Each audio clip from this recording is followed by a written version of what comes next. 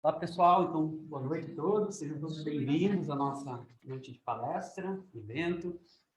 Então, a gente vai começar o nosso evento com uma coreografia, uma demonstração das técnicas orgânicas do nosso método e logo em seguida teremos a palestra do professor Jorge. Então, agora com vocês, a demonstração de técnicas corporais do The Rose Method com o instrutor e diretor Ricardo Poli, demonstrador de nível profissional.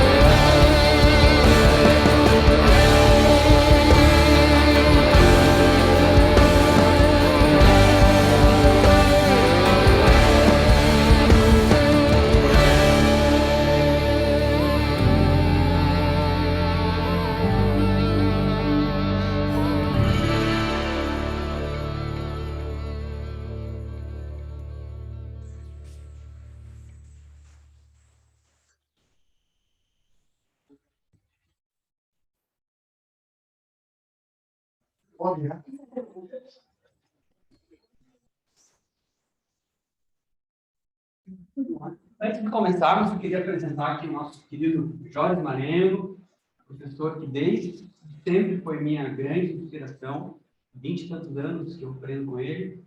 É uma sumidade aí no magistério da nossa arte, do nosso método. Seja muito bem-vindo, Jorge. Se divirta. Eu, pessoal. Boa noite. Boa noite. Que legal a coreografia do Rick, hein? Ele vai se apresentar no festival lá de Floripa. Ele é a Ana Carol, e eu, claro. Não, estou brincando. Mas vamos ter hoje o Fabinha que está organizando agora. Ele acho que já deve ter mandado. O Rick falou que ele já mandou alguma coisa. Ele é que vai organizar tudo. A parte de coreografia, cada um organiza um pedacinho, né? Bom, gente, vamos hoje conversar sobre intuição.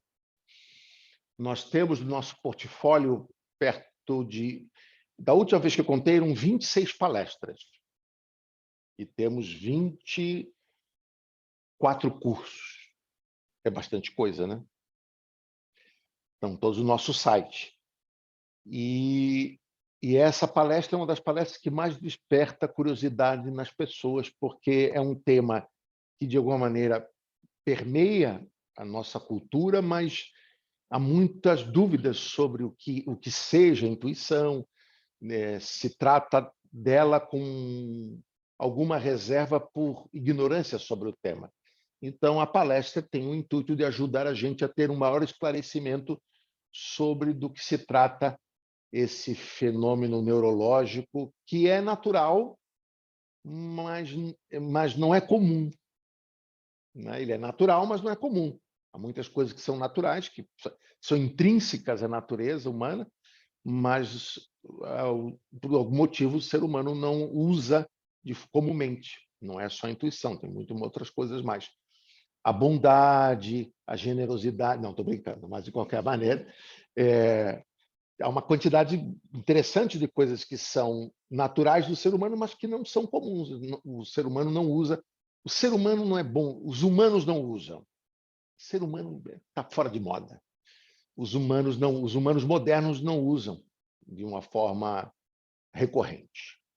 Muito bem. Então, vamos lá. Deixa eu ver aqui, né?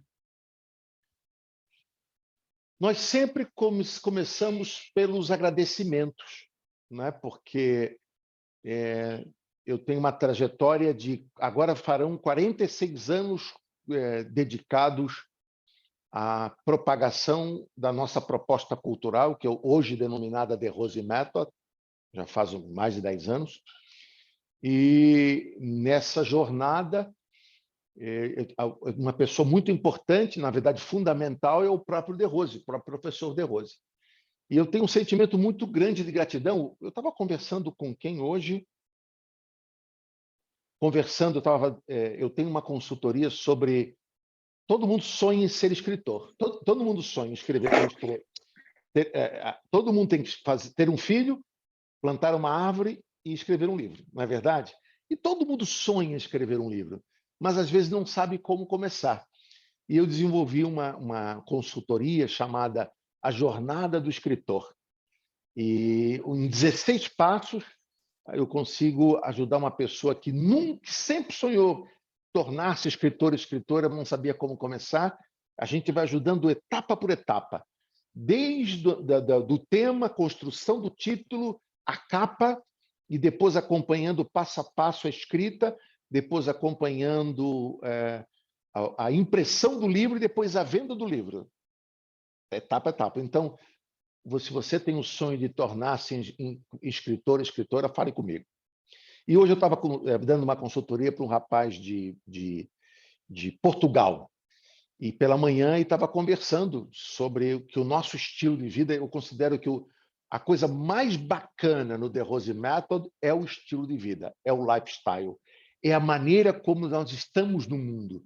A nossa maneira de estar no mundo é uma coisa muito bacana, é uma coisa para causar inveja, já que o objetivo da vida é causar inveja nas pessoas. O nosso estilo de vida é realmente invejável. E eu tenho que agradecer ao professor De Rose. O estilo de vida que eu tenho hoje, eu tenho que agradecer, porque lá na origem estão os ensinamentos dele permeando cada momento da minha vida. Então, meu agradecimento é eterno por tudo que ele me ensinou e continua ensinando. Claro que os meus amigos, o Rick, o Gui, e espero que o Malachini, que estava confirmado para aparecer, que são diretores de escolas aqui de Curitiba e se organizaram para essa palestra. E que são meus amigos, além de profissionais com quem nós compartilhamos os mesmos ideais, nós somos amigos, e isso é uma honra tê-los como meus amigos queridos, amados. E as equipes, porque nós não somos singular, a nossa cultura ela se caracteriza por ser plural. O nosso prenome predileto é o nós, e não o eu.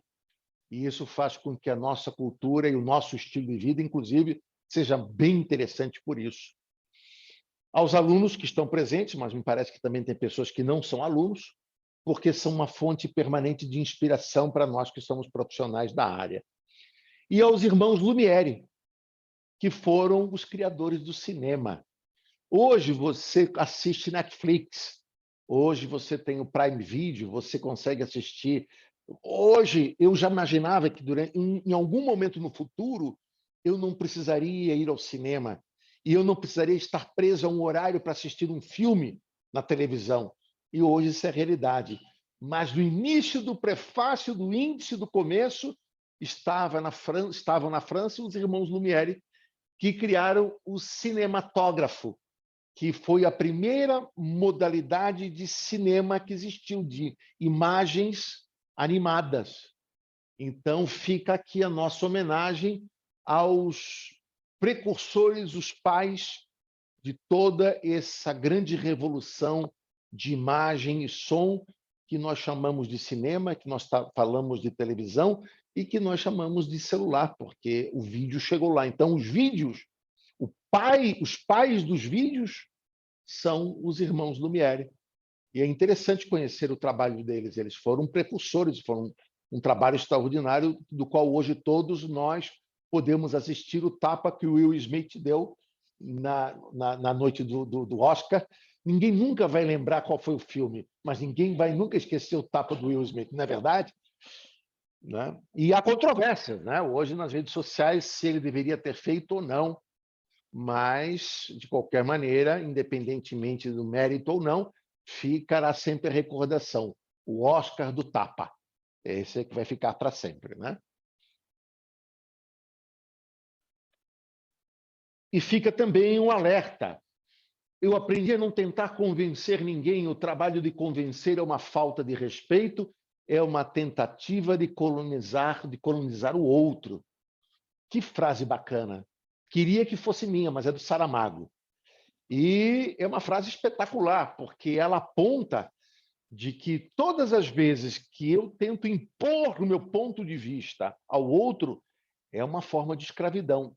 Então, maridos e esposas que me ouvem, namorados e namoradas, líderes e liderados, a maneira como nós colocamos as nossas ideias deve ser menos por imposição e mais por levantar uma reflexão. Então, eu alerto, eu coloco isso sempre no final das palestras, o Gui, às vezes, manda fax e telex agradecendo por essa frase, o fato de que nós não estamos aqui para impor nossas ideias a você. Nós estamos aqui para compartilhar visões. E nunca é o palestrante impondo sua visão ao participante, mas uma troca de ideias. Na medida em que o que nós vamos compartilhar aqui, você achar bacana, espetacular. Quando você achar, mas isso é mais ou menos, pronto, descarte. Não tem a intenção de doutrinar ninguém. Fica aqui um alerta, porque em muitas palestras e cursos tem essa proposta de doutrinação. Olha que frase legal. O que pode ser previsto é quase nunca o que você quer saber.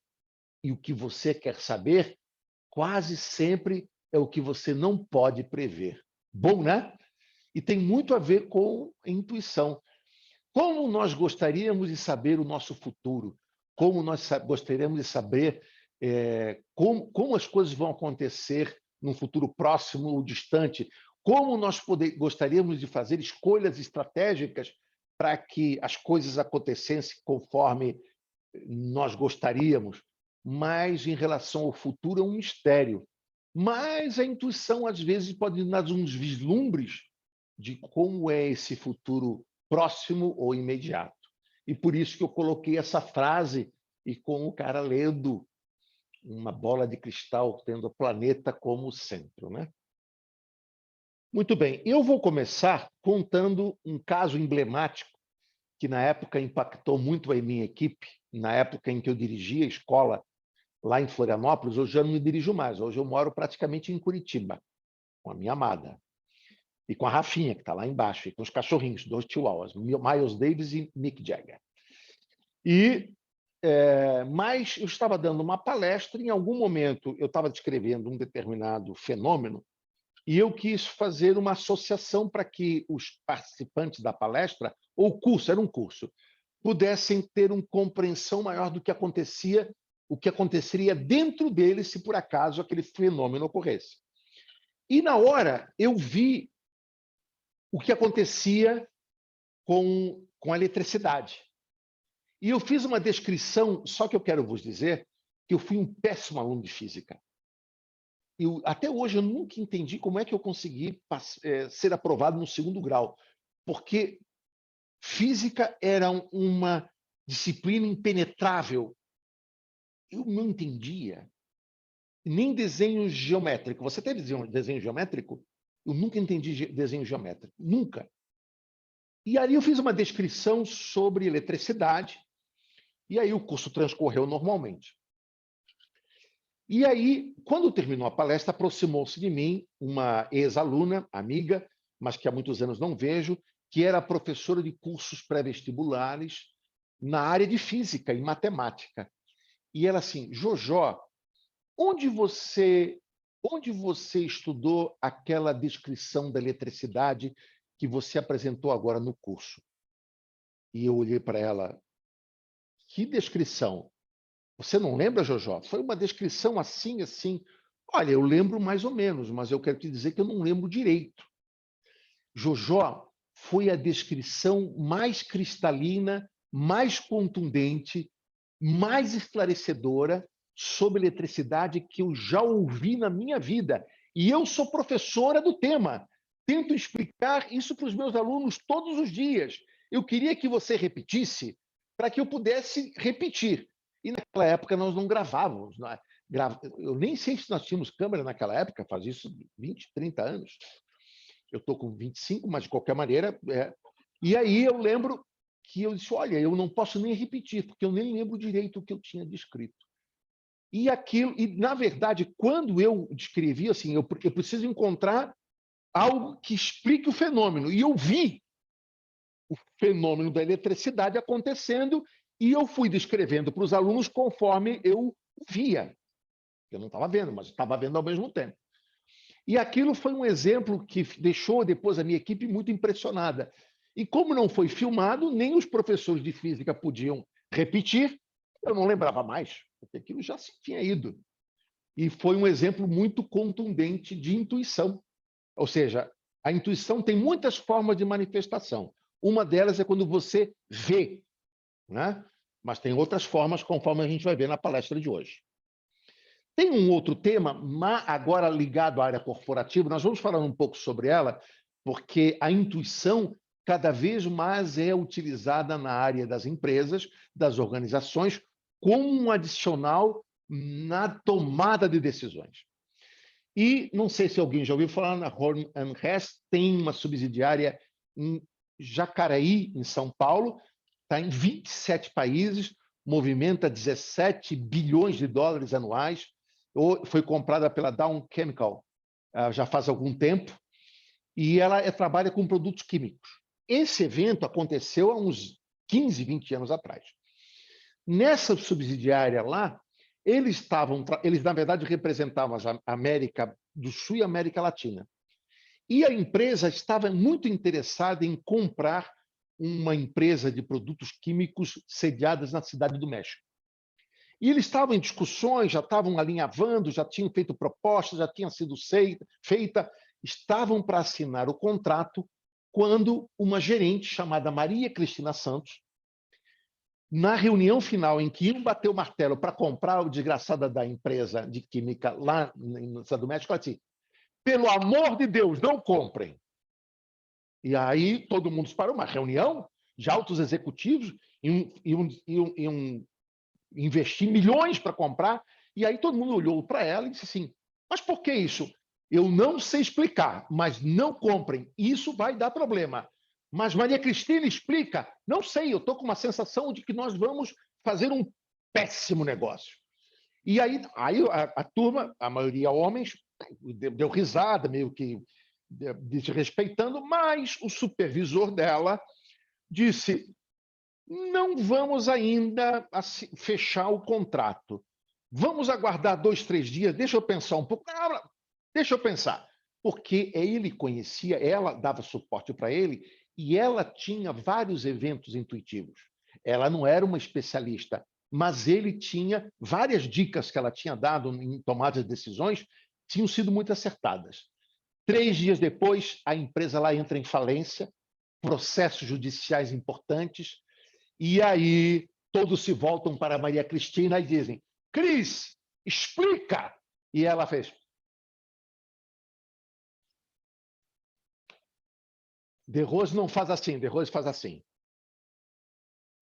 Tem uma história sobre arquitetura. Um dia eles começou a falar sobre arquitetura e tal, no centro de História de São Paulo. E aí, quando terminou, foi uma aula sobre arquitetura, sobre um monte de coisa e tal. Eu disse: por que diabos desse homem teve tempo para estudar arquitetura? E eu assim: professor De Rose, mas me explica aqui, conta cá comigo. Depois nós fomos comer umas empadas maravilhosas que nos levou para comer, num lugar de São Paulo que eu não lembro o nome.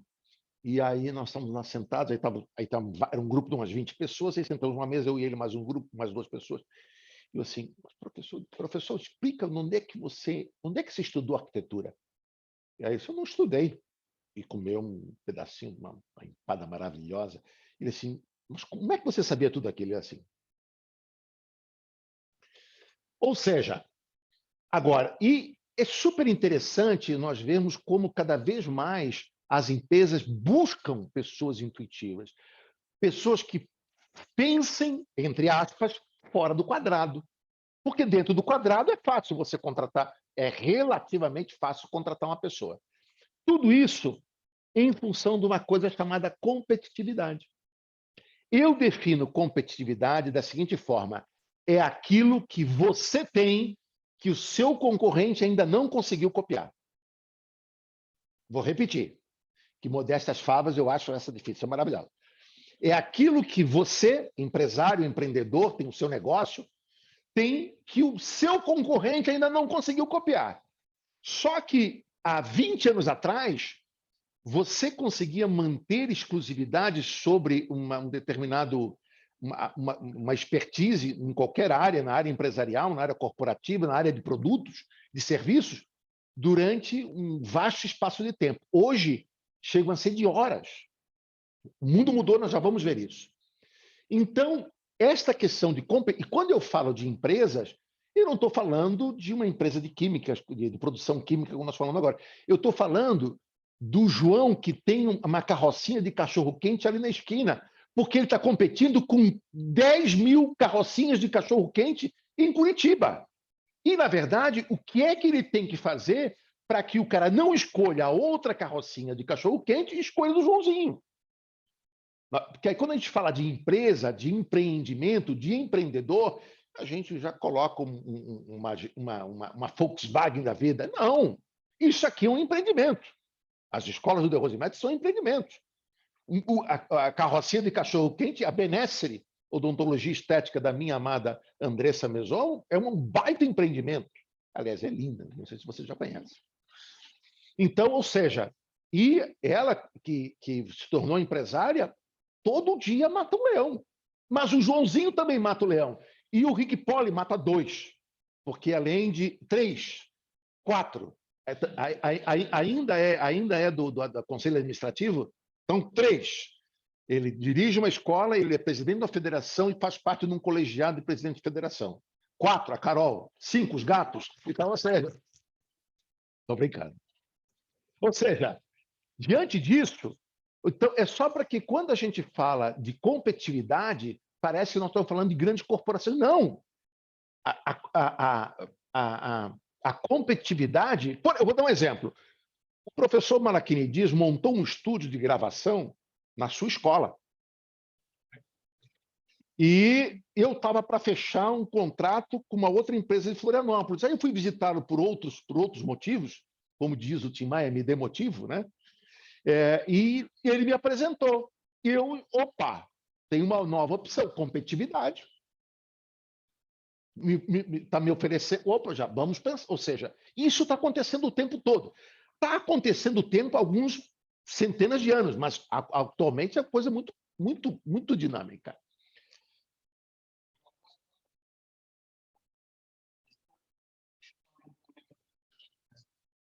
Estão ouvindo? Não, é escutar o que eu vou falar, senão se eu falar aqui eles não vão ouvir. Que tem muitos alunos que estão participando que são profissionais de pôquer e são o esporte, eles são a empresa deles e a competitividade vivem da competitividade, da competição e tal, administrando a sua própria empresa. Então, serve muito bem nesse contexto também, que tem que dominar ferramentas novas, técnicas novas, habilidades novas, e tem a ver com isso que você falou também. Ah, muito bem. Então, mais um nicho de mercado competitivo. E eu descobri um novo, Coach Zen. Coach Zen. Eu assim, meu Deus, que profissão engraçada. Coach Zen. Bom, vamos lá. Agora, o que é que torna você competitivo? Seja pôquer, seja cachorro-quente, seja The Rose Method, seja uma benesse, seja produção de vídeo, seja o que for. Você conseguir fazer, inovar. E isso a palavra inovação, ela nunca foi tão urgentemente necessária num mundo globalizado de tantas trocas de informações como nós temos. Nós precisamos o tempo todo estar antecipando tendências e desejos, antecipando problemas e desafios, antecipando concorrentes.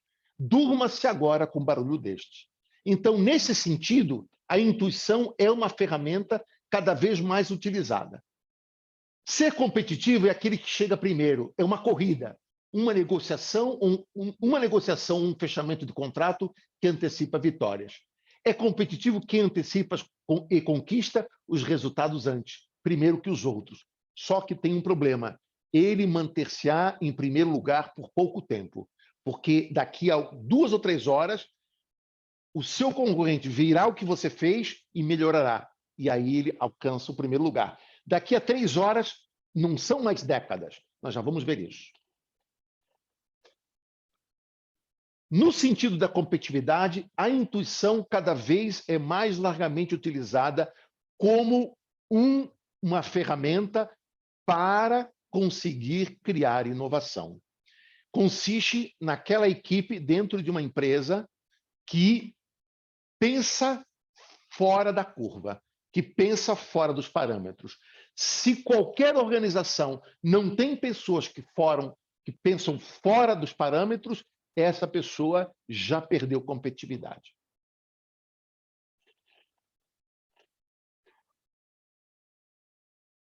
Você sabe qual é o que é CPV? É o ciclo de vida de um produto. Consiste no momento em que ele é introduzido no mercado, depois ele cresce, ele chega na sua maturidade e depois ele tem um declínio. Querem ver um case de sucesso extraordinário, de ciclo gigantesco de vida? O Gol. Cara, o Gol agora acabou. 40 anos. Um automóvel que se manteve sendo consumido no Brasil durante 40 anos. Sabe por que ele acabou? Porque ele ficou muito barato. O Uno acabou. Essa curva de produção de carros populares acabou. Né? Hoje eu estava vendo carros que custavam 60 mil, estão custando 130 mil reais agora. E olha só, mas de uma maneira geral, até 1990, 2000, o que nós tínhamos eram ciclos de vida de produtos extremamente largos. Produtos que eram criados e permaneciam no mercado por 10 anos, 20 anos, 15 anos. E aí começou, 5 anos. Qual é a realidade hoje? A vida de um produto está ficando cada vez mais curta. O mercado está cada vez mais volátil e mutável. Ele está ansioso por novidades. Um novo modelo de celular tem uma vida de menos de 4 meses. Um novo notebook surge a cada 6 meses. Você cria um e daqui a 6 meses você tem que criar uma variação dele com algum upgrade, porque a concorrência está criando coisas, olhou o que você fez, aprimorou, incorporou e deixou mais barato. E aí você tem que olhar o que eles estão fazendo e dizer assim, inovação, inovação, inovação, inovação, cara, tem que ser melhor do que eles, e tem que ser mais barato, e tem que ser mais bonito, e tem que ser mais interessante. E aí cria, e aí o outro cara criou, lançou uma coisa. Inovação, inovação, inovação, tem que criar, cara, tem que ser mais bonito, mais barato, mais interessante. É ruim, mas sempre pode piorar, lembre-se disso. Por isso, mas isso não é no nível das corporações, não é no nível das empresas, também é no nível das pessoas. Nós também temos que nos reinventar. Gente, eu tenho 65 anos, não parece, o pessoal todo comenta muito sobre isso. Mas eu não posso parar de aprender. Não dá para parar de aprender. Não dá, porque é impossível parar de aprender, porque eu já estou para trás. Por exemplo, eu me neguei a mudar de alguns tipos de tecnologias que eu simplesmente olho assim, putz, vou deixar passar, essa não vai dar. Essa não vai dar. Mas eu me obrigo a aprender. Mas eu lembro que quando as pessoas tinham a minha idade, não só estavam aposentadas, mas não precisavam mais aprender. Não é só eu. Toda a minha geração está tendo que aprender. Alguns não. Vou contar uma história rápida. Morreu um grande amigo há uns 5 anos atrás. E aí, você sabe que enterro é uma oportunidade de você rever amigos. É ou não é verdade? E o mais chocante é que depois de um tempo está todo mundo conversando e dando inclusive risadas. É um negócio muito constrangedor. Eu fico, mas o pessoal tem. E aí, de repente, estávamos eu e mais 10 amigos de colégio. Amigos de colégio. E aí eu disse, pô, fulano, como é que você está? Faz tempo que eu não vejo. Fulano, como é que você está? Não vai, pô. Então, cara, me passa o seu na época, me passa o seu Facebook, não tenho. Não tem? Não, e me dá seu Instagram, não tenho. Cara, isso, meu Deus, eles estão mortos. Eles estavam completamente ultrapassados, mas 8 não tinham nem internet direito. Meu Deus do céu. Mas o mais chocante é que as pessoas saem dali e vão comer uma coxinha com Coca-Cola depois do enterro, já notaram? Não, ainda a pessoa sai, vai para um barzinho, vai para um restaurante, vai comer. E, assim, e eu que estou lá enterrado. É uma coisa, é tão chocante para mim isso, que a pessoa morre, é enterrada, e as pessoas continuam a sua vida. E eu preferia muito que ficassem chorando a minha morte pelo resto da vida e morressem ali, desesperados, tristes porque eu tinha morrido, mas não é assim que acontece. A vida continua para as pessoas. E isso é uma coisa que me choca muito. E, inclusive, eu tenho uma amiga que diz que ela não quer de jeito morrer, ela não quer de jeito morrer num dia de semana, porque ela está preocupada se as pessoas irão ao velório dela. É verdade isso. Bom, nós precisamos nos reinventar. Nós precisamos continuar aprendendo. Em nível pessoal, nós precisamos tornar-nos mais versáteis. O mundo, particularmente para mim, me obriga a me tornar mais versátil. Depois, precisa construir rede de relacionamento. Nós não somos mais o eu, nós somos plurais. Nós precisamos ter uma rede de relacionamento, principalmente se você estiver no mercado de trabalho. Não tem jeito. Depois, se adaptar às mudanças, porque o mundo está mudando a cada hora, como nunca mudou. Em nível de tecnologia, nós temos que nos ajustar à era da informação. O meu sonho um dia é sair das redes sociais, mas eu não posso. Um dia, quiçá, eu vou poder. Nós conversamos o que você está fazendo? Estou fofocando. Instagram, Facebook. Mas um dia eu espero poder sair das redes sociais. Mas por uma questão profissional. Não consigo. Hoje não dá. Depois, hoje, de uma maneira geral, o comércio virtual está acabando com as lojas físicas. É ou não é verdade? E em nível de organização, modelos organizacionais extremamente flexíveis e mutáveis, equipamentos e processos extremamente adaptáveis, clientes e fornecedores cada vez mais exigentes. Durma-se agora com barulho deste. Este clima, esse ambiente, seja no nível pessoal, no nível da tecnologia e no nível das organizações, é onde impacta mais a intuição.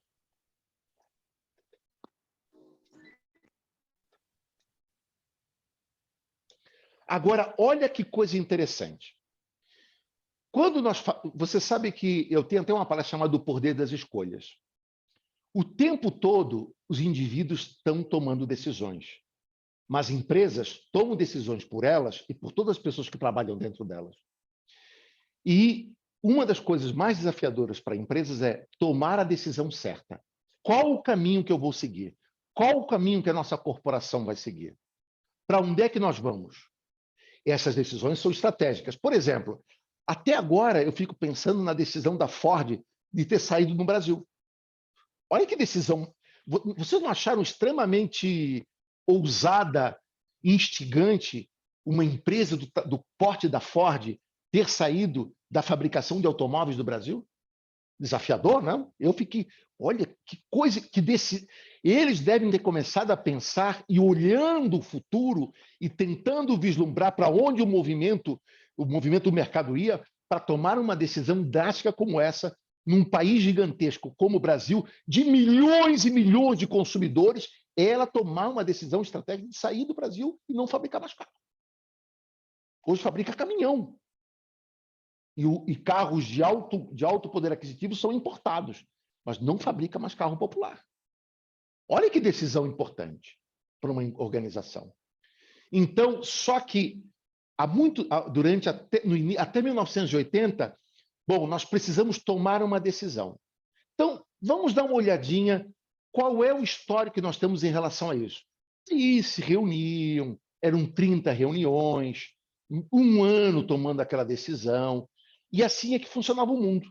As pessoas e as organizações levavam muito tempo para tomar decisões. E o mundo funcionava dessa forma. Como é que é hoje? Decisões, a partir de 2008, decisões instantâneas. Um dos princípios fundamentais da tomada de decisões sempre foi a confiança nos precedentes, o que tinha acontecido antes. Acontece que hoje, muitas situações com as quais os executivos enfrentam são inéditas. Eles nunca viram pela frente. Pesquisa conduzida pela Reuters, que é uma empresa que trabalha desde notícias até treinamento de executivos em nível mundial, ele fez uma pesquisa com 1.000 executivos em quase 30 países. 2/3 dos entrevistados disseram que se sentiam altamente pressionados em tomar decisões em curto espaço de tempo. Porque uma coisa é você ter tempo para tomar uma decisão, só que avisa aos navegantes, nós não temos mais tempo. As decisões são instantâneas. Isso vale para as empresas, mas vale para mim, vale para todos nós, o tempo todo, em função da competitividade, em função da pressão do mercado sobre pessoas e organizações, nós precisamos tomar decisões instantâneas. E, às vezes, não existe os chamados precedentes. Nós não temos onde nos basear para tomar essas decisões, porque nós nunca ouvimos falar sobre, por exemplo, coach Zen. Nunca tinha ouvido falar. E se, de repente, eu tenho que me defrontar com um tema desse para tomar uma decisão? Eu não tenho referência nenhuma sobre isso.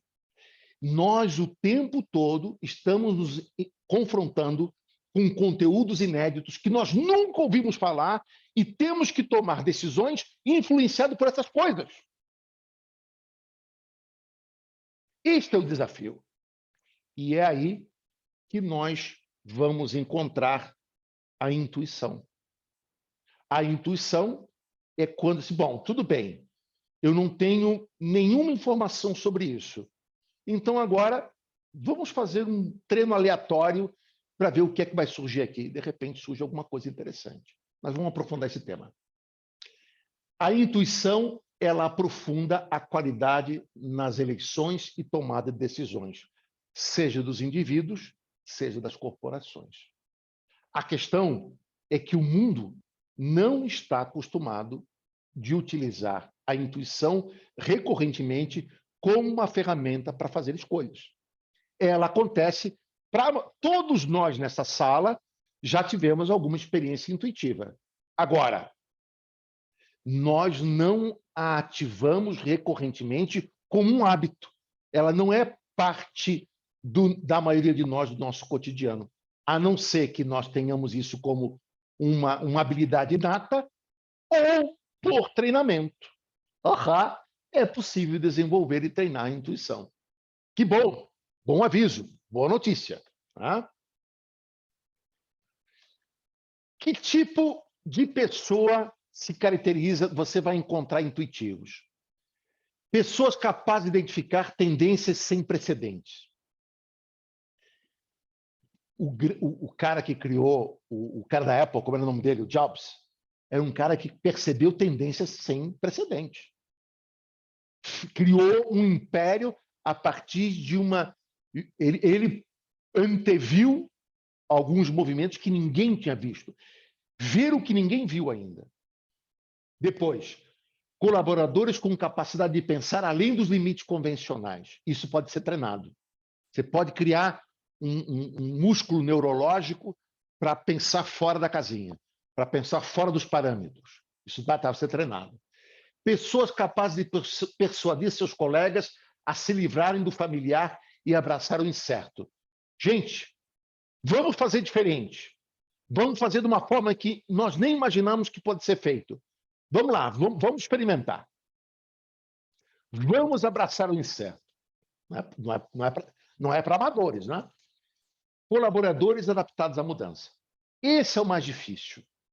Mamífero humano sempre busca o caminho mais econômico, onde ele tem menos risco de gasto de energia. Vadio.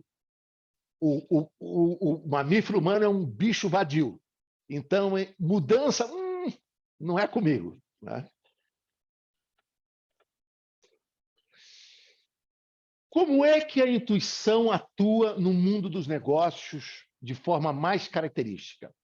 Tomada de decisão, a gente viu, reconhecimento de talentos, a contratação de pessoas, novos paradigmas e a criação de produtos e serviços. Eu tenho uma história para contar sobre contratação de pessoas.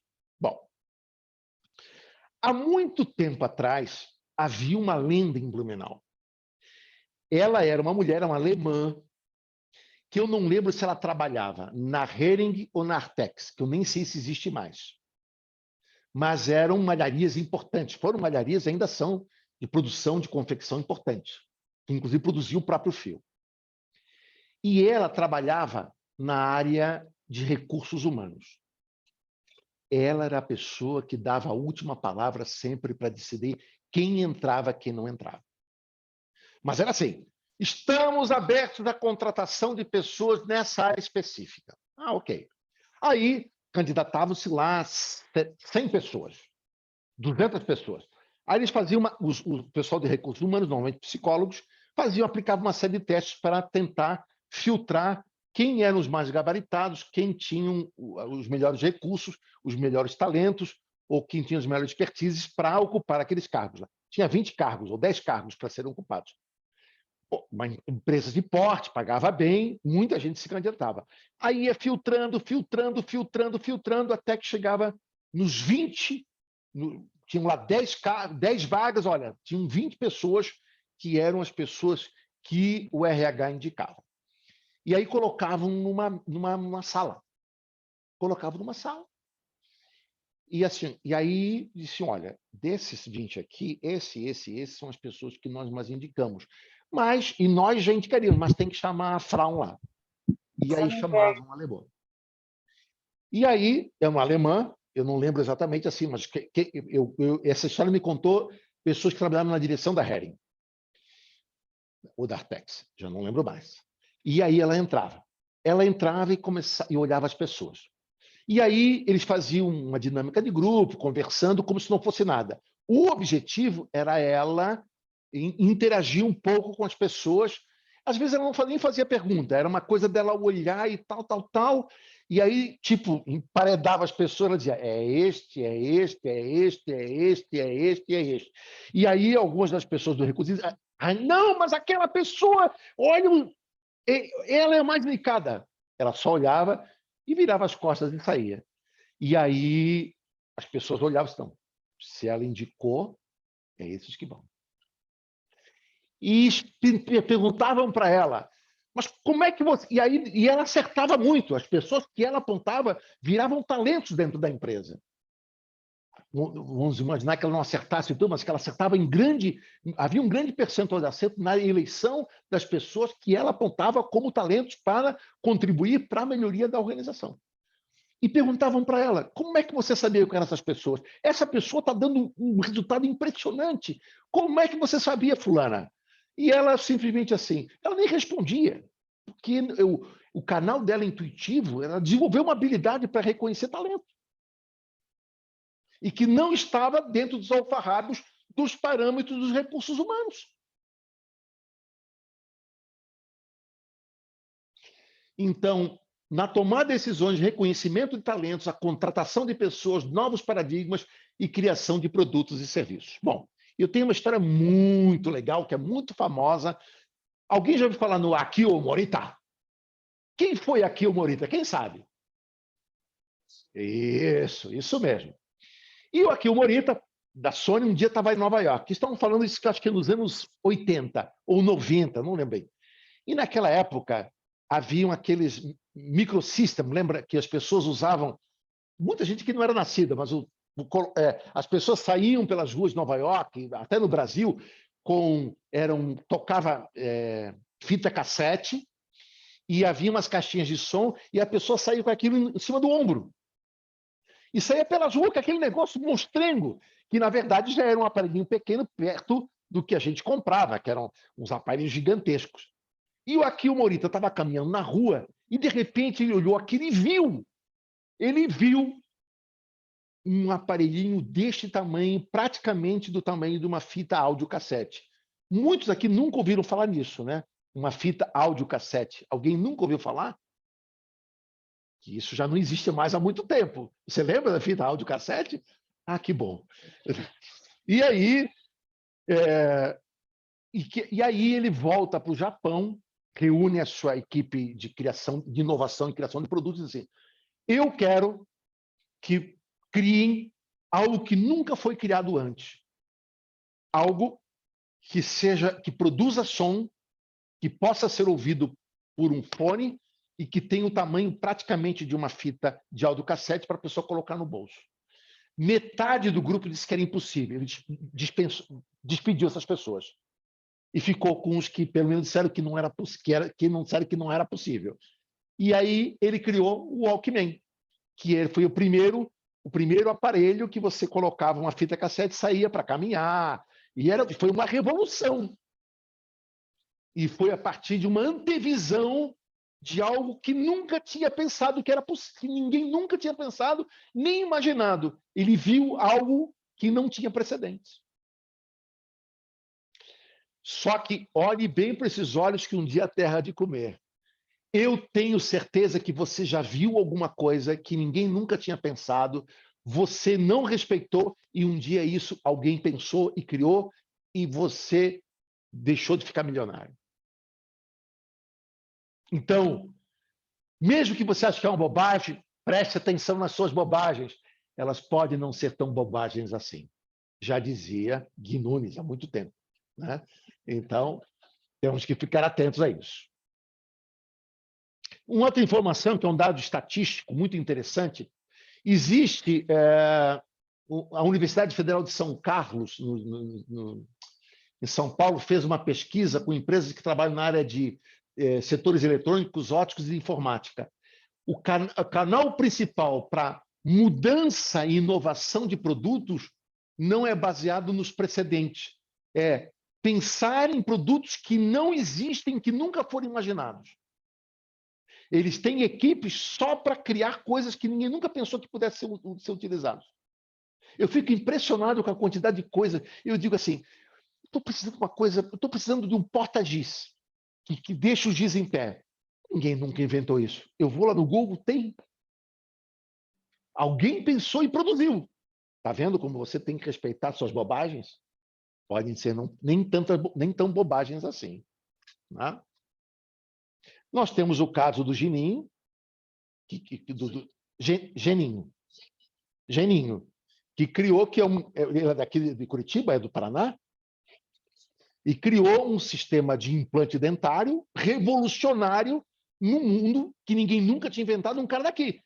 Um cara meio espalhafatoso, gosta de violeta, de roxo e tal, mas um cara super criativo, inventou um negócio e vendeu para uma multinacional, a maior multinacional de implantes dentários do mundo, por bilhões. Não foi por milhões. Ele é bilionário. Só porque ele foi atrás do negócio. Não, ninguém vai fazer, pois ele fez. Sinta inveja. Esse é o objetivo. Né? Então, respeite suas percepções. Pode ser que você esteja criando algo que ninguém nunca fez. O mundo está desesperado atrás de coisas que ninguém nunca pensou. E não faltam coisas para serem pensadas, né? Enquanto eu não consegui voar, ninguém pensou. Na hora que eu comecei, eu tenho que descobrir um jeito que tem que ser um aparelhinho que atrele aqui. Olha, eu estou falando e alguém vai inventar. Pode ter certeza. Atrele aqui e a gente sai voando. Parar de andar de carro. Olha a quantidade de espaço que tem no ar. Está aqui que anda na rua, cara. Não tem muito motivo. Mas me diga cá, você que cá me ouve, o que é que essa desgraçada dessa intuição? Na verdade, abençoada seja ela. Amém. Né? Ela vem do latim intuere, significa ver dentro, ver de dentro, ou contemplar o interior de si mesmo. A capacidade de se ver, de se ouvir, de se perceber, de estar atento às suas próprias sensações e percepções. De Rose Método ensina isso. Aham, acredite se quiser. Faz tempo, ó. Né? Pelo menos uns 50 anos. Na filosofia, a compreensão imediata de algo sem o apoio da redução ou razão, a partir de uma introvisão revelada por um insight, uma voz ou uma vibração corporal. Aí já dão dicas de como é que a intuição se manifesta. Né? Então, é a capacidade de entender a realidade sem a participação do intelecto. Essa é a minha definição de intuição. Depois, capacidade de perceber ou discernir as coisas para capturar informações independentemente do raciocínio lógico ou análise. Então, no momento em que nós paramos de pensar e percebemos por um outro canal a realidade, nós estamos acessando a intuição. Depois, a contribuição pessoal dos indivíduos para resolver problemas. Eu estou compartilhando com você várias definições que eu encontrei sobre o que é intuição. Essa é bonita, né? A contribuição pessoal dos indivíduos para resolver problemas. Olha que coisa legal. Outra, essa é uma das que mais gosto. A intuição é o intelecto do inconsciente. Adoro essa. E outra, é a função da psique que revela as possibilidades. Funciona, portanto, como uma bússola. Ela aponta para onde nós vamos. Eu não sei para onde eu vou. Em vez de usar o intelecto, eu uso a intuição e tomo a decisão. E aí eu sigo em frente. Ou para trás. Ou seja, que direção? Não sei qual é a direção. Como é que a intuição se manifesta? Ela pode ser por imagem. A história do Jojó, quando viu o fenômeno da eletricidade, escreveu para aquelas pessoas, ele não tinha conhecimento nenhum sobre eletricidade, era um zero à esquerda em física. Eu nem sei se a eletricidade é parte da disciplina física, eu nem sei do que trata isso. Pode ser por um som auditiva ou pode ser por um troço. Sabe quando dá um troço? Pode ser um troço. É sinestésica. Não é? E, às vezes, tem pessoas que têm uma predisposição a uma experiência de intuição e alguns mesclam com uns e com os outros. Mas quando eu estou falando isso, eu tenho certeza que você lembra de quando você teve um troço, quando você ouviu um som ou quando você viu alguma coisa. Eu nunca me esqueço uma vez, quando na nossa primeira viagem ainda, em 1980, e nós precisávamos levar os passaportes todos para a embaixada da Índia para conseguir o visto naquela época, de autorização para entrar na Índia naquela época precisava.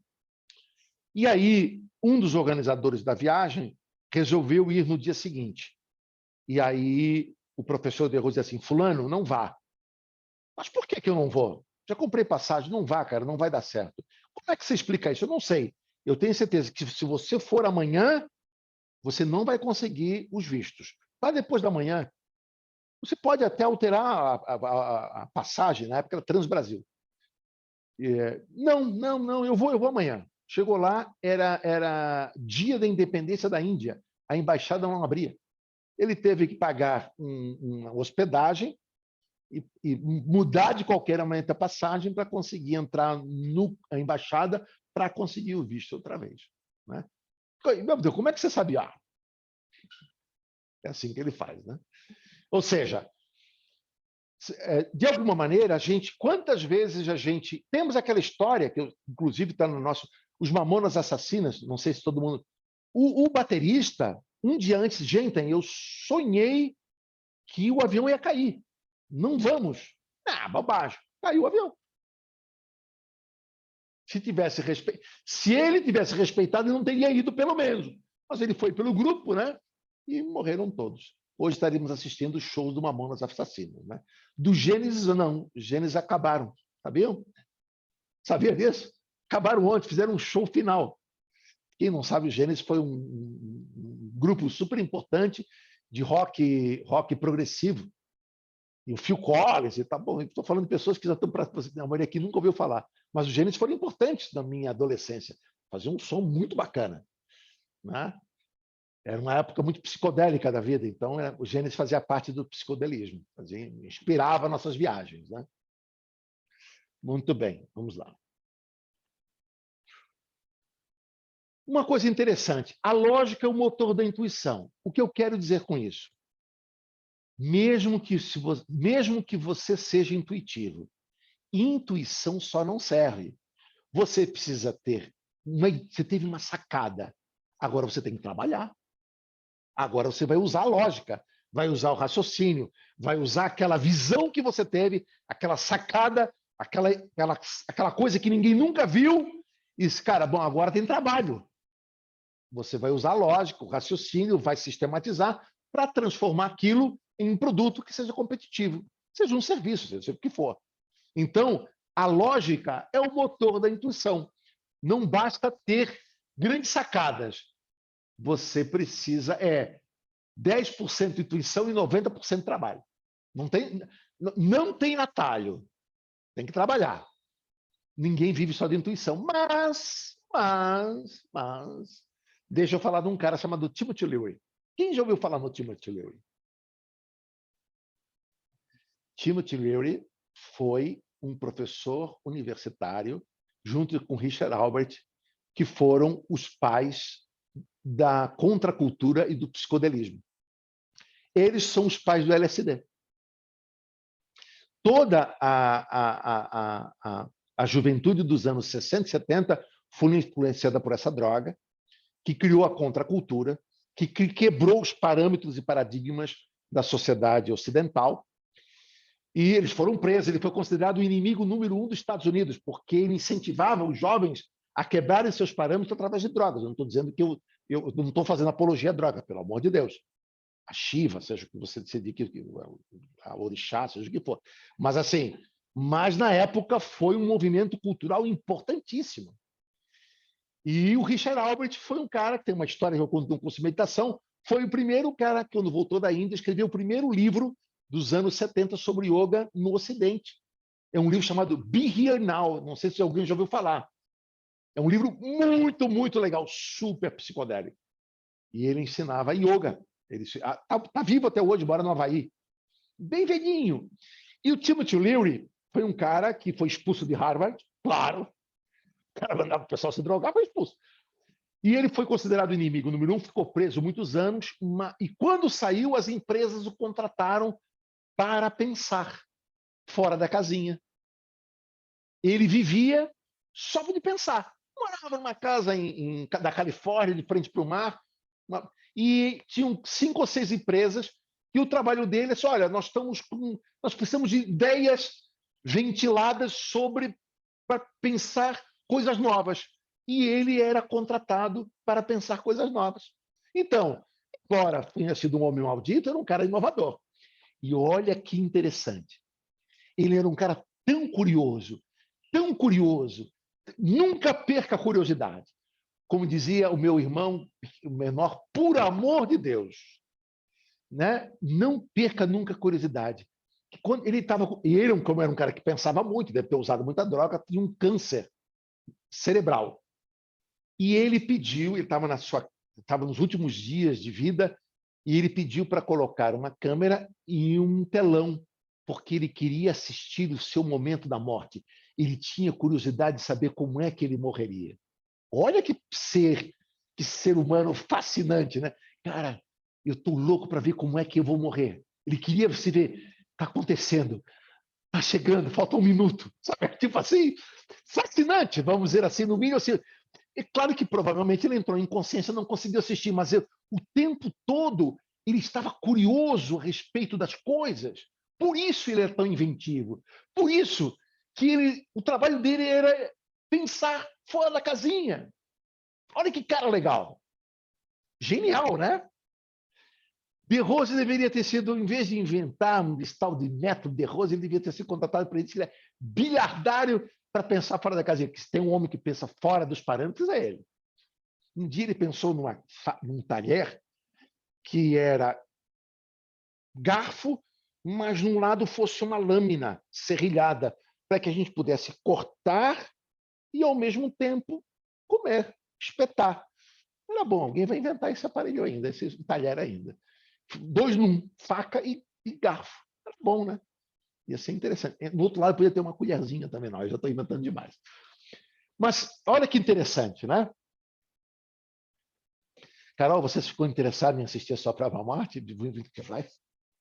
Bizarro. Eu acho fascinante um cara.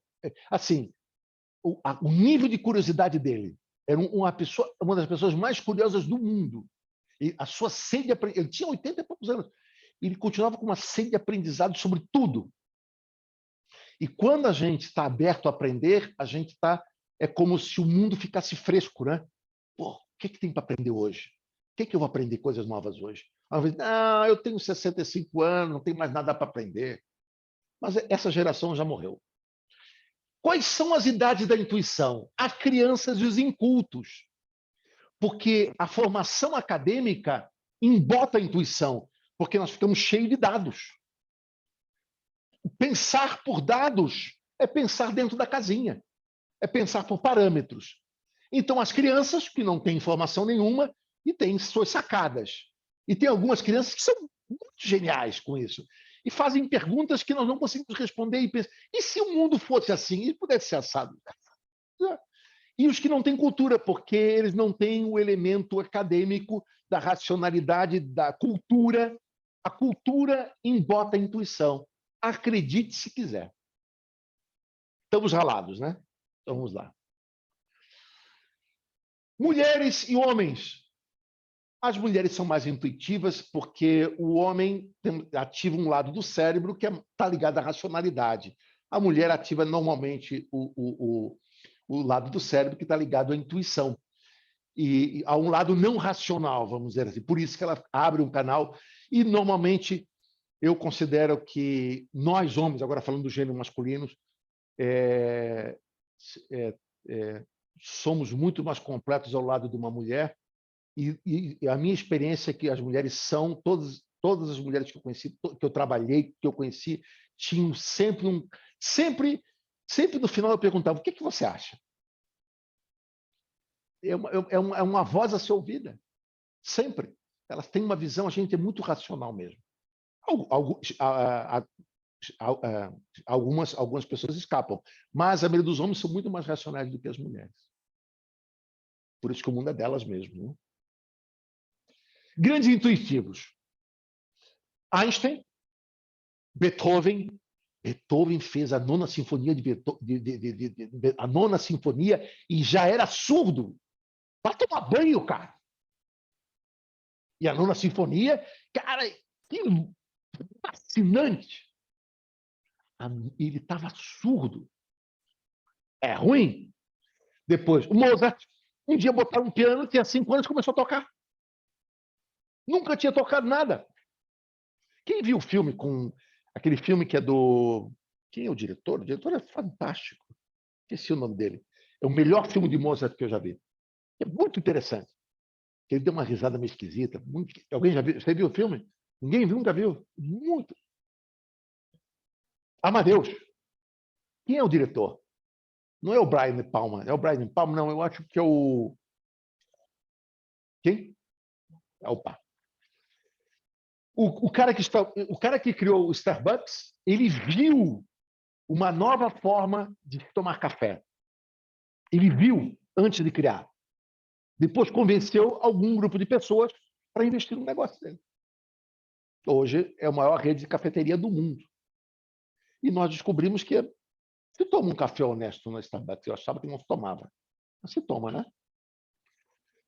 E, claro, meu amigo De Rose, eu vou terminar nossa palestra com uma história sobre ele, que é muito legal, que aconteceu comigo em Curitiba. Já é um clássico do hinduísmo essa história, né? Inclusive, está lá nos Yoga Sutras. Essa história estava na contracapa do Yoga Sutras, estava escondido, e aí essa história está lá. Vamos ver se você é um intuitivo, uma intuitiva? Vamos lá? Particularmente talentoso. Você é uma pessoa particularmente talentosa para descobrir novas maneiras de fazer as coisas? Se você tem e se sabota, pare de se sabotar. Lembre-se que a racionalidade, que a intuição não é parte da racionalidade. Respeite. E se você tem um novo jeito de lavar louça, você pode criar um método Souza de lavação de louça. Pronto. E você fica rico, por exemplo. Depois, você é capaz de ver a floresta ao invés de ver uma determinada árvore? Você consegue ver o todo em vez de você ver uma coisa pequena? Você consegue ter uma visão ao mesmo tempo da unidade do coletivo? 2, você tem a capacidade de ver a conexão entre as partes? Você linka um monte de coisa ao mesmo tempo e começa a falar sobre elas e alguém cala a boca. Não, você cala a boca, deixa eu falar. Ou então você fala para o microfone, porque aquilo pode ser uma coisa genial, pô. Respeite suas esquisitices. Você se orienta para o futuro e estimulado por sua própria inspiração? Café ajuda nisso, eu quero confessar para você. Mas, assim, se inspirar se acordar e dizer, meu Deus, o que eu vou aprender de novo hoje? O que eu vou inventar? Você sabe que o Jura... O Jura dizia que eu criava curso para poder fazer cartaz, que eu adorava fazer cartaz naquela época. Tem a Prova Sul, que foi criada pelo Rick Polly, que é famosa, né? Então, ou seja, mas a gente acordar e dizer assim, meu Deus, o que é que eu vou criar de novo? Como é que eu vou fazer coisas novas? Isso é uma tesão na vida. Então, se você detém uma ou mais características, você tem grande predisposição a ser uma pessoa intuitiva. Aceno, você pensar fora da casinha, pensar coisas que você acha que, mas isso é meio esquisito, mas isso é meio estranho. Pode ser algo genial, que pode ajudar um monte de gente e tornar você merecidamente uma pessoa com uma vida mais abastada, vamos dizer assim. Então, respeite suas esquisitices. Podem ser nem tão esquisitas assim e podem ser coisas geniais. Lembre-se, toda ideia tem trabalho. É 10% de intuição e 90% de trabalho. Não basta ter grandes sacadas. Tem que trabalhar em cima delas.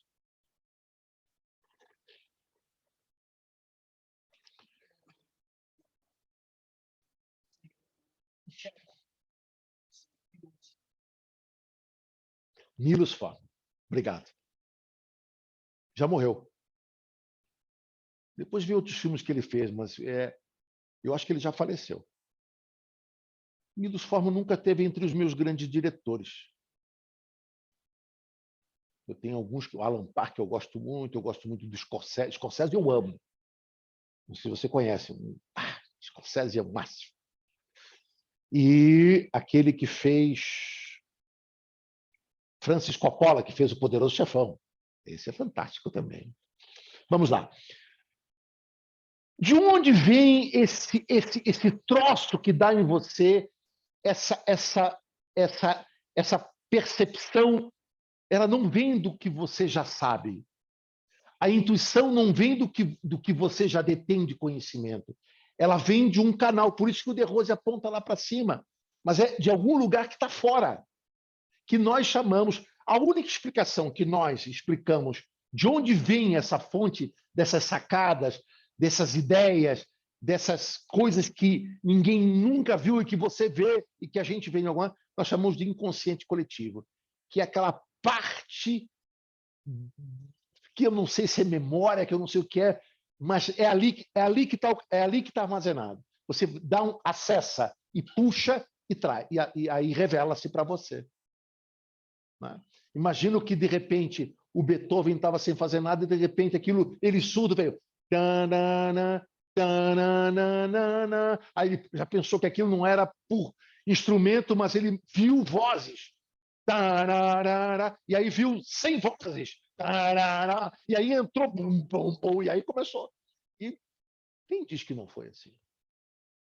E ainda podia que ela notou que aquilo era de graça toda, porque ele podia ter dito assim, não. Ele podia ter dito não. E nós não teríamos a genial Nona Sinfonia de Beethoven. Eu gosto mais da Pastoral. Tá? A Pastoral é mais bonita, para mim. Quais são os inimigos da intuição? Falta de comunicação intracorporal. Dá o troço e você não percebe. Você tem a visão, mas aquilo ela aparece, mas você está disperso, está desconectado de si. O seu corpo ouve, o seu corpo vê, o seu corpo tem aquela sensação, mas a sua consciência está desconectada disso. Depois, mente dispersa, por isso mesmo.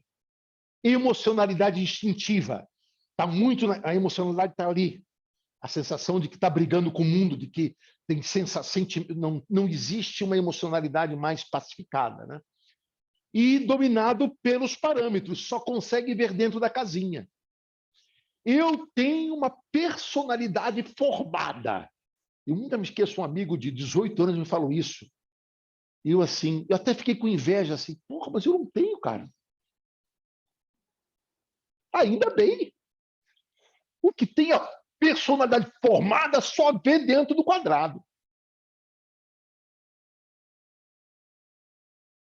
Esses são os grandes inimigos do paradigma, da intuição. Quais são os aliados? Respire muito, hiperventile. Quando você respira, você quebra os parâmetros. Paradigmas são quebrados através das mudanças corporais. Os paradigmas, eles refletem... O corpo é um espelho dos paradigmas. Quando nós mudamos o corpo, mudamos a respiração, mudamos o tônus muscular, mudamos a nossa forma de estar no mundo, nós quebramos os parâmetros e começamos a vislumbrar e ver coisas novas. Meditação. Meditação é a ferramenta por excelência para desenvolver intuição. Tanto que De Rose define meditação como intuição linear, uma intuição com dimensão. Não é um flash. Você tem a sacada e segura ela. Segura. Põe um anzol e puxa. Então, quer desenvolver intuição? Você não tem intuição? Acha que não tem? Aham, você tem. Só não percebe. Treinando meditação, você vai estar mais atento quando ela florar. Se você é intuitivo, se meditar, ela vai desabrochar. Depois, coragem e confiança. O que eu quero dizer com isso? Você tem uma sacada. Arrisque. Arrisque. Não é pegar todo o seu patrimônio e colocar numa coisa. Não é isso que eu estou falando. Mas você tem que arriscar. Você teve um dos sinais da intuição. Você vislumbrou, ouviu, teve uma sensação que seria... Isso é o que você deveria fazer. E é aí que você deveria investir. Essa é a pessoa que você vai investir. Você vai mudar a sua área profissional. Tenta. Dá uma arriscada. Por isso que eu coloquei a bicicleta. Ninguém sai andando de bicicleta. Vai cair. E levantar, e vai tentar outra vez. E vai levantar, até que uma hora você sai andando. Mas, claro, um risco calculado. Eu digo o seguinte, que 75% da nossa vida tem que estar na área de segurança, mas 25% tem que estar fora da área de segurança. Se você tiver 100% na área de segurança, você está morto, só não está enterrado. Estimule a pineal, invertida e percussão. Você sabe que se você fizer bastante isso aqui, você trabalha a intuição. Só que se você para de fazer, para de ter intuição. Mas não é fazer uma semana, né? Nada acontece numa semana. E a autoconexão, que vem com a meditação. Tudo isso você encontra num lugar muito legal, numa metodologia muito bacana, que eu amo de paixão, adotei faz um par de anos, uns 45 anos atrás, chamado The Rose Method. Um sistema completo de reeducação de hábitos, na verdade, de reconstrução de estilo de vida. Nós falamos isso no início, né? Ou foi fora da... Não, eu não falei sobre isso aqui. Para mim, Jojo Marengo, 46 anos vão fazer no dia 13 de maio de 2022. O grande borogodó do The Rose Method é o estilo de vida. Nós temos quem pratica o The Rose Method, quem se integra ao The Rose Method, quem começa a praticar, começa a estabelecer contato, começa a ler os nossos livros, começa a participar de eventos como uma palestra como essa, de cursos, participar de eventos, de festivais, começa a se envolver com a nossa proposta, começa a perceber que dá para reconstruir um estilo de vida. Você pode construir um estilo de vida que tem como objetivo causar inveja nas pessoas, porque o objetivo da vida é causar inveja nas pessoas. Isso foi definido por Patanjali, né? Ou seja, o objetivo da vida é causar inveja nas pessoas. Eu estou brincando um pouco, mas a evolução, a psicologia evolutiva confirma isso que eu estou dizendo. O Sapiens é um tipo de... Todos os tipos de primatas, e de uma maneira de todos os mamíferos, buscam admiração, reconhecimento, de que o grupo social reconheça os seus talentos. Nós buscamos reconhecimento. Quando eu digo que o objetivo da vida é causar inveja, é porque nós realmente buscamos reconhecimento. E o que eu acho que o maior borogodó do The Rose Method é que nós construímos um estilo de vida. Nós construímos uma maneira de estar no mundo, de hábitos, absolutamente fascinante. Eu acho fascinante a maneira como os praticantes do The Rose Method se alimentam, pensam, se relacionam com as pessoas, como trabalham, como namoram, como pensam, como constroem conhecimento. É absolutamente original e é absolutamente cativante. É muito legal como as pessoas que praticam o The Rose Method têm um estilo de vida que cativa as pessoas, porque nós temos um estilo de vida muito legal. Então, essas coisas que nós falamos antes estão no The Rose Method. O The Rose Method, entre outras coisas, torna humanos modernos. Somos nós somos humanos modernos, não sei se você sabe disso, né? O nome da nossa espécie, de uma maneira genética, nós somos humanos modernos. Tornam os humanos modernos mais intuitivos, entre outras coisas, além de pessoas muito legais, né?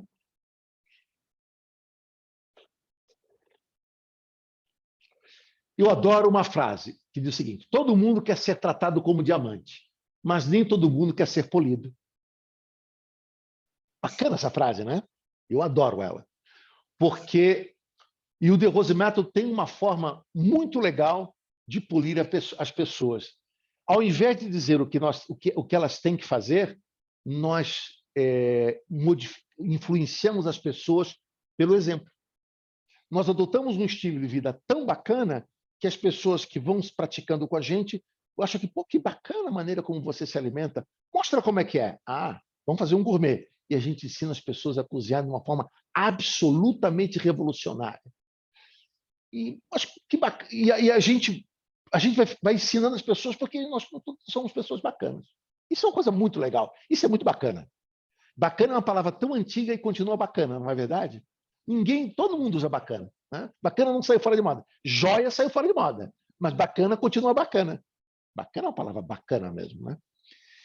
E eu considero que é muito legal quando a gente pode reunir as pessoas para inspirá-las. E é por isso que, há muitos anos atrás, no Rio de Janeiro, em Saquarema, pela primeira vez, foi concebido a ideia de ter um evento que pudesse reunir muita gente e onde aqueles que eram um exemplo de inspiração, por serem exemplos vivos do que representava essa forma tão bacana de estar no mundo, esse lifestyle bacanérrimo, fino, elegante, sincero, parafraseando meu querido Lulu Santos, pudesse servir de inspiração para muitas pessoas. E aí foi criado o primeiro festival. Isso deve fazer agora, o primeiro festival deve fazer 30 anos atrás. Quem criou foi a Rô de Castro. E aí, durante 5 anos, aconteceu lá, e um dia o Jojo assim, mas o Rio de Janeiro está tão longe, vamos fazer um festival em Floripa. E o primeiro festival teve 60 ou 70 pessoas, eu não lembro bem, mas foi bem.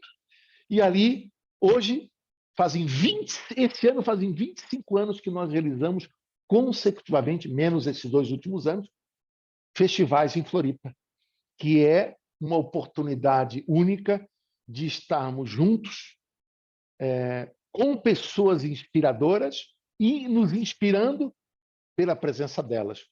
Eu até digo que, mesmo que nos tirassem as técnicas, nós ainda continuaríamos evoluindo pelo exemplo uns dos outros. É muito legal você se tornar um exemplo que inspira outras pessoas. E num evento dessa magnitude, nós temos a oportunidade de inspirar pessoas que estão chegando e nos inspirarmos pelos que estão há mais tempo. Mas é basicamente um estilo, é um evento profundamente inspirador. Então, no dia 13, 14 e 15 de maio, todos os caminhos de pessoas que gostam de conviver com pessoas inspiradoras levarão você para o Jurerê Internacional para participar do nosso festival. Fica aqui o convite.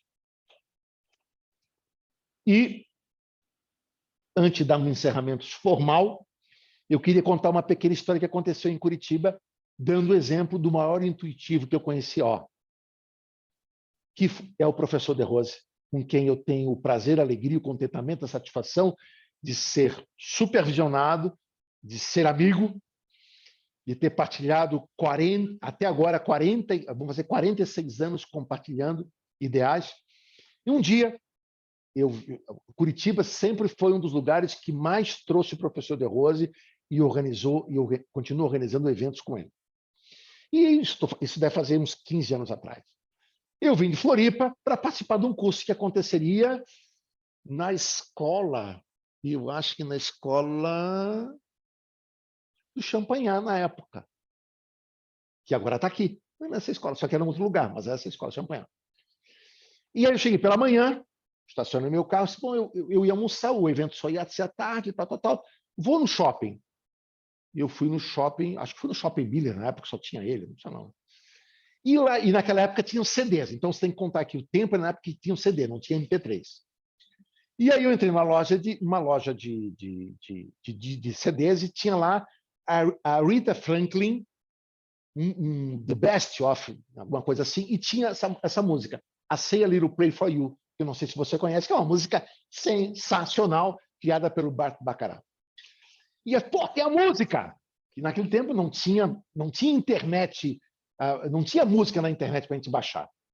E aí eu comprei aquele CD, super feliz, botei na minha mochila, e aí eu almocei, depois fui para o curso. Terminando o curso, o professor De Rose convidou um grupo de eleitos para irmos para o hotel onde ele estava hospedado, para comemos pizza, trocamos, bater papo, tal. E aí fomos para o apartamento dele, lá tinha uma antessala, tinha um hall de entrada, nós colocamos nossas mochilas e entramos para conversar. E aí começamos a conversar e tal. Uma hora o papo caiu sobre música, e aí o mestre falou que gostava de tal grupo e tal. Gente, eu hoje comprei um CD muito legal e eu queria mostrar para vocês. E aí eu saí do quarto, entrei no hall, peguei minha mochila e trouxe a mochila com o CD dentro. Quando eu entro no quarto, o mestre me olha deitadinho na cama, ele está na cama, tinha mais um grupo assim, ele assim, I say a little play for you. E aí eu arregalei os olhos, porque assim, diabos, eu não mostrei o CD para ele, está dentro da minha mochila. Eu assim, mas mestre, diabos, está na minha mochila. Você não sabe que é essa música? Ah, Jojó, está como um balão em cima da sua cabeça. E aí eu assim, isso é um bruxo. E histórias dele sobre... E eu nem perguntei, né? Mas... Ou seja, histórias dessas eu tenho centenas. O Malaquini, inclusive, contribuiu. Ele contou uma história muito legal que está num livro que vai sair esse ano chamado Algumas Verdades sobre o De Rose, onde nós contamos algumas das suas paranormalidades. Algumas ele proibiu de eu contar. Esta não, Jojó. Esta não vai. E aí, um dia eu vou organizar um curso de $10 mil para contar as outras paranormalidades dele. E algumas vão morrer comigo. Mas essa está lá no livro, são 42 histórias muito legais sobre ele. Que é uma parte dele que é uma parte que não todo mundo conhece o professor, mas o ser humano e o paranormal as pessoas não conhecem muito, não. Então tem histórias muito legais ali. Algumas verdades sobre o terror, tem várias verdades. Então fica essa história. Vamos colocar música para a gente terminar? Eu tenho muitos textos, muitos poemas que são muito legais. O mais famoso deles é o Mude Sempre. E esse eu escrevi há algum tempo atrás, e é muito legal, que chama-se A Família que eu Escolhi, e que fala dessa relação de 46 anos com as pessoas que eu escolhi para serem a minha família, do qual o Rick Poli é um irmão de 2 décadas, Malaquini é um irmão de 2 décadas, o Gui é um irmão de 15 anos, dos mais antigos aqui. Nós temos a Carolzinha, que já é da minha família há um tempo, a Andressa, que é da família, mas eu tenho a família que eu escolhi, porque dizem que raramente membros de uma mesma família nascem sobre o mesmo teto, não é verdade? A família é quem vai construir na vida. Pode colocar música.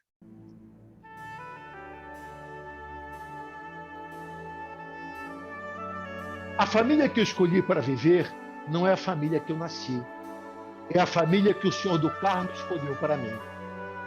Ah, essa minha família, cheia de gente linda por dentro e por fora, que ama partilhar o que conhece e que é curiosíssima a respeito do que não conhece. Aliás, seu verbo é compartilhar. O sorriso, o abraço, o conhecimento, o amor e o ardor. E que gosta de gostar das pessoas, adora fazer as melhores, mais bonitas e mais loucas. Loucas de alegria, de coragem para mudar, de gratidão e valor. Ah, esta minha família, tão lindas pessoas da minha família. Algumas, como toda família, têm um parafuso a menos. E um montão com 1000 parafusos a mais. São absurdamente inteligentes, criativas, motivadas, inspiradas, intuitivas, generosas e geniais. Ah, esta minha família, como pétalas de uma única rosa, corre no seu sangue, tem que ser etérea, o espírito inovador daquele que mais nos inspira, nos move e nos une, e nos desafia para mudar e reconstruir-nos, movendo-nos para frente, sempre adiante, o nosso amado preceptor. Ah, esta minha amada, única e incrível família. As pessoas da família que eu escolhi têm os olhos mais lívidos, cristalinos, cheios de amor, liberdade e paixão gentileza e compaixão que eu conheci. Não sei quantos anos ainda me restam, o Senhor do tempo não me conta. Não sei o que ainda há por vir, mas tenho uma só certeza. Cada minuto quero viver inteiro, imerso no doce e amoroso abraço da família que eu escolhi. Ah, essa minha linda família.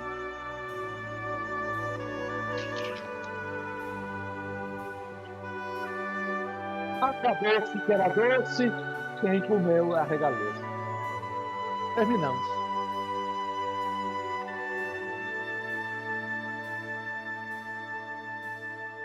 Bom, já que estamos aqui, se alguém tiver alguma reflexão ou pergunta, alguma coisa que eu possa ajudar, estamos abertos. Se não, podemos encerrar, né?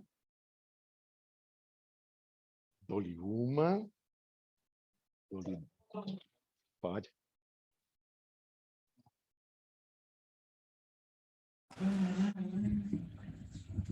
Você comentou da Sony, tem uma história muito legal, que depois da Segunda Guerra, a Sony estava, o Japão todo estava praticamente, né, falido, e aí eles mandaram vendedores da Sony para alguns continentes no mundo para tentar vender. Você contou do Walkman, mas eram os rádios tradicionais da Sony. E ninguém queria comprar nada do Japão, porque eles consideravam que tudo que era do Japão era ruim naquela época. Nada do Japão prestava. Hoje, o melhor videogame do mundo é do Japão, né? E aí, vários vendedores não conseguiam vender, em nenhum lugar eles queriam comprar coisa do Japão. E aí, na Europa, um dos vendedores teve uma ideia, teve uma intuição. E ele pediu para deixar na vitrine o rádio, né, na época, o toca-fitas. E o cara não queria aceitar isso, porque era do Japão. Ele disse assim, não, deixa, eu vou lhe pagar para você deixar na vitrine, só para as pessoas verem. E aí ele foi atrás de uns universitários e pagou para os universitários entrarem na loja e perguntarem sobre o som, e falarem, e pedirem para escutar. E cada um que entrava na loja falava que, nossa, que a qualidade era boa, e comprava o rádio, só que era ele mesmo comprando. Daí ele ia lá de novo, colocava mais um na vitrine e fazia o mesmo esquema. E aí começou a dar certo e o vendedor encomendou vários rádios. E ele entrou e mandou carta para o Japão contando a estratégia, e eles replicaram isso em vários outros lugares do mundo. E a Sony só existe hoje por causa de um vendedor que teve essa intuição de falar, cara, e era o dinheiro que ele tinha para sobreviver, ele usou para ele mesmo comprar o próprio rádio várias vezes. Ou seja, pensou fora da caixa, saiu do padrão. E essa história está dentro da biografia da Sony, e é muito legal. Se hoje a gente tem... É isso, às vezes uma pessoa pensa um pouco diferente. E até porque o produto era bom. O produto era bom, mas na época todo mundo falava que as coisas japonesas não... Como hoje com os chineses. Eles estão mostrando cada vez mais que os produtos estão cada vez melhores. Sim. Boa história. Boa contribuição. É isso. Então, dou-lhe uma, dou-lhe duas. Muito obrigado, gente.